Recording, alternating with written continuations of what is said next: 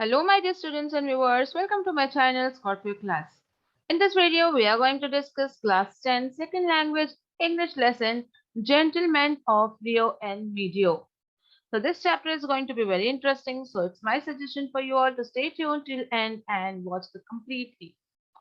So let's move ahead. But before that, if you're watching my video for the first time, do subscribe my channel and hit the bell icon so that you get the notification of all the upcoming videos. And also you can subscribe to Scorpio class Hindi channel as you are going to find all the Hindi lessons explanation and complete notes along with the syllabus, grammar syllabus of Hindi of class 7, 8, 9 and 10. So quickly subscribe to the channel, find the link in the description box. You will also find the link in the I button above and also share this link to your friends. Now let's get started with today's chapter and let us look about the author. So the author of this chapter is Juan A. Cedillo. He lived from 1902 to 1982. He was born in New Mexico. He worked as a lawyer and held public office. He wrote about Mexico and southwestern United States. The above story is based on an actual legal case. Okay, so here we got to know about the author. He actually was a lawyer. The writer here is a lawyer, is an advocate, and uh,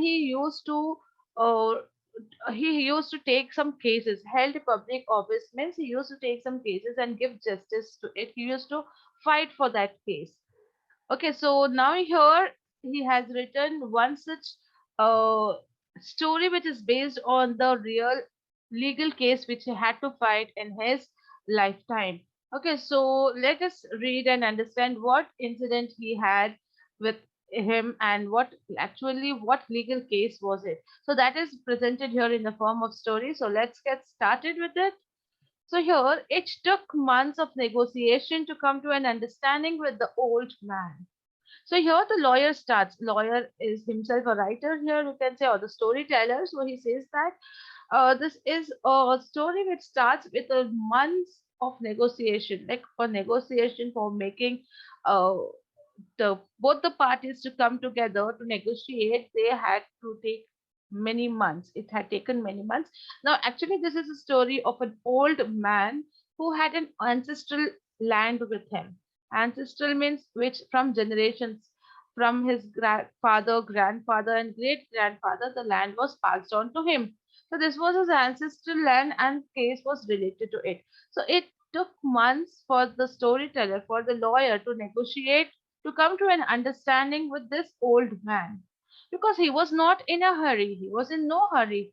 What he had the most of was time. He lived up in Rio and Medio, where his people had been for hundreds of years. Okay, so the lawyer he wanted to make this land sold to the other party. But this old man, he was not in a hurry to sell his property and he had lots of time with him. He was very happy with the people who were living there. From hundreds of years, he was living there and all the people knew him. So he was very happy with it and he was not in a mood to sell it. But the lawyer was a mediator here and he was trying to negotiate and sell this land because there was a good party over there who wanted his land. Now he tilled the same land they had tilled. His house was small and dressed but quaint. The little creek ran through his land. His orchard was gnarled and beautiful. Okay, so this old man, he tilled, means he worked on this land from the time, uh, from his childhood till his old age, and the same land was also tilled by his father, his grandfather, his great grandfather. So the land was same, and it was tilled by many generations of people, and now it was in the hands of old man. Now his house was very small and it was in a poor condition, but it was quaint. Quaint means something poor or weak, but it was beautiful to look at. And there was a little creek which ran through his land, a little stream, you can say, a stream of water which ran through his land. And there was orchard which were beautiful. Orchard means number of trees which were twisted and gnarled into one another, and it looked beautiful. So this was his land where he was having a small house. The day of sale, he came into the office. Now, at last, he agreed. The old man agreed, and negotiation was done. He came to the office, and it was the day of sale. And he was wearing old coat, green and faded color. He thought of Senator Catron, who has been such a power with these people up there in the mountains. Perhaps it was one of his old friends, Albert. He wore gloves. So this person, the other party, they thought that it would be some Senator Catherine, some powerful person who would be coming up there. But when they saw it was this old man who came like Prince Albert, and he was wearing gloves in his hands, and they were old and torn, and his fingertips were coming through it.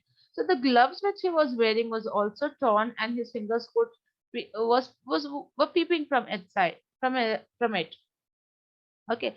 Then he carried a cane. A cane is nothing but a stick, a long stick, and it was only the skeleton of worn out umbrella. So that stick actually was the stick of an umbrella which was broken. After the umbrella is broken, you have this stick which is left out. So that was the stick which he was having. And behind him was his innumerable kind of a dark young man with his eyes like gazelle.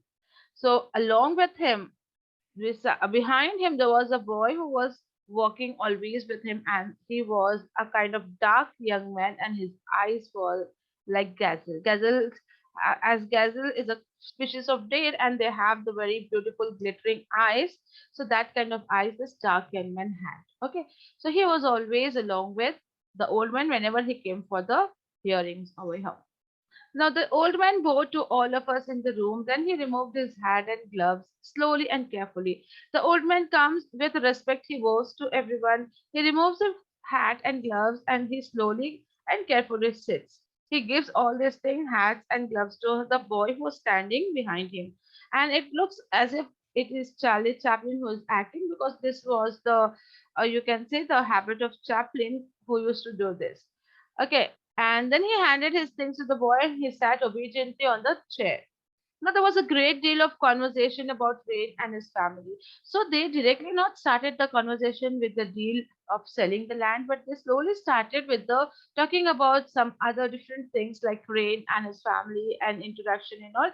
And then the old one was very proud of his large family which he was having. And finally they got down the main point, got down to the business, that is he would sell his land, and he had agreed earlier that he would sell it for $1,200 in cash.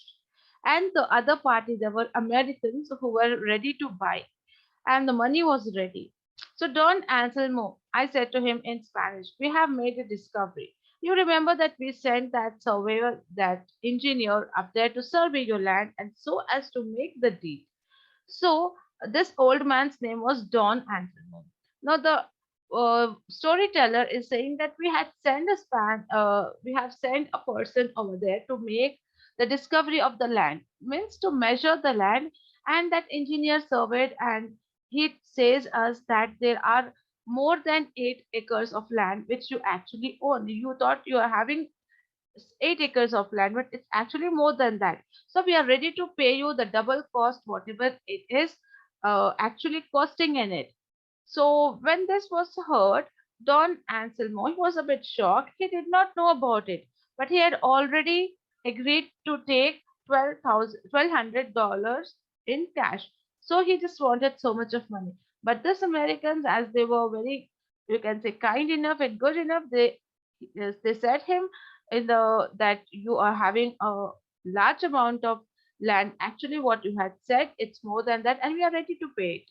So these Americans are Buna gentle, they are good people, they are willing to pay you for the additional land as well. So the storyteller, he is the mediator, he is in the middle person over there who is talking with Americans and old man also. So he says that these Americans are good people, they are gentle people, and they are willing to pay you the additional money as well, because the land is more than what you had said. So whatever cost is costing there, we are going to pay it. They are ready to pay it, and the money is ready here for you. So the old man hung his head for a moment and thought. Then he stood up and stared at me. So he felt bad, and old man stood up and he stared at the storyteller, the lawyer. He said, "Friend, I do not like to have you to speak to me in that manner." I kept still and let him say. So storyteller is saying he did not like this. He's saying, I did not like that you're speaking to me like this. So storyteller or the advocate, he kept quiet and he let the old man speak. So old man said, I know these Americans are good people, and that is why I have agreed to sell to them. But I do not care to be insulted. I have agreed to sell my house and land for $1,200, and that is the price. Okay, so why he felt bad? Because they are trying to give him more money because the land is more, but the old man is not feeling good with that. He says, whatever I have agreed to, that will be the amount which I'll be taking, and if you are giving more, that will be like an insult to me. So he kept on saying all these things, and I argued with him, but it was useless. The storyteller, he tried to make him understand that, so you have a large piece of land, so you have to take large amount. You are getting for it because you are giving your land. But finally, he signed the deed and took the money, whatever he has agreed. He refused to take more amount. And then he shook his hand and he again wore his gloves. He took his stick and walked away with the boy behind him. Now the deed was done and the land was given. Now a month later, my friends had moved into Rio and Medio. So these people who have taken this land, they have shifted to Rio in Medio. Now this Rio in Medio, this is a place in United States and Mexico. Okay, so these people, after purchasing the land, they thought, let us shift to a new house, new place, and they shifted here. And they had replastered, they renovated the house, they pruned the trees, they patched the fence, and they moved there. Now, one day they came back to the office to complain. Now, again, they came back to the storyteller, to the lawyer's office, and they came with a complaint now. They said that the children of the village, they are overrunning the property. Means they are running in this property, they are coming inside, they are playing, they are enjoying, and they are not listening, and they come every day. They are playing under the trees and they are building the little fences over there, and they are taking the blossoms, the flowers, and they were spoken to. When they were spoken to, they only laughed and talked back good naturedly in Spanish. So whenever they are said something, even they reply, they speak by with along with the laugh, a good laugh on the face. They just talk back very naturally and in very good nature in a Spanish language. So this, when it was heard, the person, the Americans who had taken the house, they were not willing to shout at them or scold at them. So they came here with a complaint that though they are good, they talk very in a very good nature, in a very good manner to us. But this is something which is not good for us. It is irritating us because they are coming in our property area. Now, after listening to the complaint, the storyteller sent a messenger up to the mountains where Don Anselmo now lived, and he was called. So he took a week to arrange another meeting, and he arrived. So that old man again came, and he repeated his previous performance, like how he had come the last time. Same way he came here, he wore the same faded cutaway coat, he had the same stick and the gloves, and the boy again behind him. He came, he shook his hands around and sat down with the boy behind his chair and talked about the weather. First of all, they started their conversation with the weather. Then finally, the lawyer brought the subject, like main topic for which they had arranged the meeting, and then he says, Don Anselmo, the land which you have sold to these people, they are very good people and they want to be good neighbors also. But what has happened is when you have signed a deed, when you signed it, you agreed that you are going to give several things to this person. Now, one thing is there that the property which you have given there, every day the children of the village, they are coming and they are overrunning in the orchard in the ground, and most of them, they are whole day they are over there. Now we would like to know if you, as the most respected man in the village, could not stop them from doing so in order that these people might enjoy their new home more in peace. So lawyer is asking the old man to request the children not to come and overrun in the orchard and disturb them so that they could enjoy their new home in more peace. So the Don Anselmo, he stood up and he says, we have all learned to love these Americans. They are good people, so I have sold them my property, and I did not sell them the trees in the orchard. I just sold them the property. So this was the reply given by the old man. So this was bad, Don Anselmo. I pleaded. So lawyer is saying, the storyteller is saying this is bad. When you sign a deed by of selling a property, so whatever comes and whatever grows in it on that land belongs to the one who has purchased it.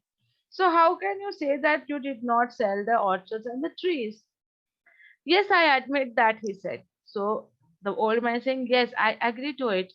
But I'm the oldest man in the village. Almost everyone there is my relative, and the children of Rio and Medio. They are my niece and nephews. Sobrinos and nietos means the niece and nephews. And they are my descendants. They are my children. So every time when a child was born in this area, in this city, I used to take and plant one tree over there, one sapling over there. So this is how there are number of trees over here. I have planted a tree for every child which was born in this village. So the trees in that orchard are not mine.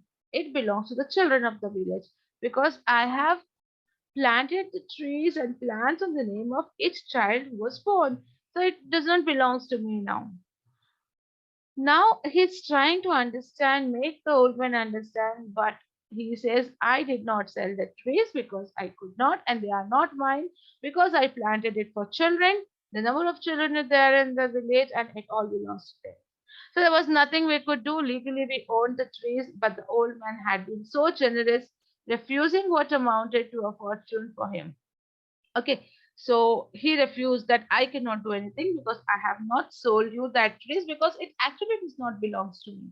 So now they couldn't do anything and they went away and they had another plan now, and that plan was that plan was something which took a longer time for them, and that was that they had to buy each tree from each individual child who belonged to the descendants of Don and Seymour in the village in the valley of Rio and Medio, and this took several months and several years, at least till the next next year. So with this, the story gets over.